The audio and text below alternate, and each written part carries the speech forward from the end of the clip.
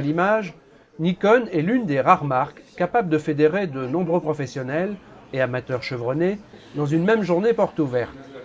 Christelle Lassène est du nombre ce jour-là chez Cirque et la curiosité pousse à lui demander dans quel genre elle excelle.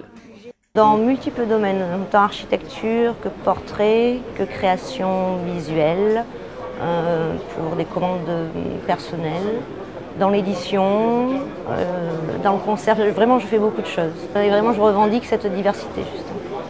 J'ai commencé à l'époque avec un F100 de chez Nikon. Voilà. J'ai commencé ma carrière, le numérique est arrivé peu de temps après.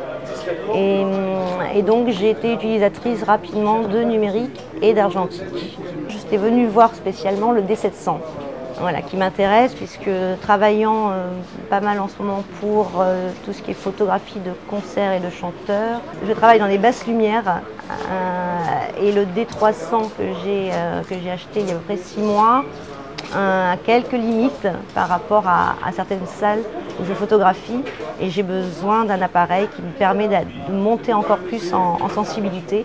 La Rolls c'est le D3, mais le D700 est un très très bon compromis puisqu'il est en fin de compte avec un capteur de D3, donc du coup je vais y gagner autant en prix qu'en qualité.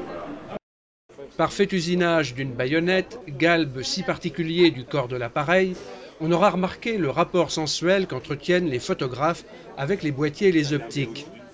D'où le souci que les nouvelles fonctions s'accordent bien à l'ergonomie de cet obscur objet du désir.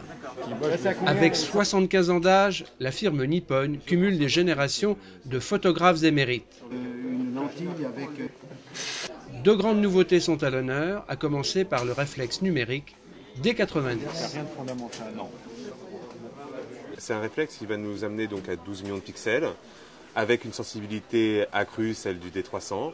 On va se retrouver avec des modes d'accès en live view direct, et puis donc finalement la vidéo qui va vous permettre de filmer des séquences de 5 minutes en HD. Et on va offrir à nos clients la possibilité dans l'avenir de pouvoir jouer avec les objectifs, de jouer avec leur sensibilité, et puis de jouer avec une profondeur de champ.